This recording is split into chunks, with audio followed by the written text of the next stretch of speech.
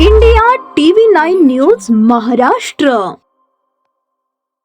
इसम नामे तौफिक जावेद बागवान वय 31 राहणार घर नंबर 17 मुक्तेश्वर नगर मित्रनगर शेळगी सोलापूर याच्या विरुद्ध सन 2016, 2018, 2022, 2024 व 2025 या कालावधीमध्ये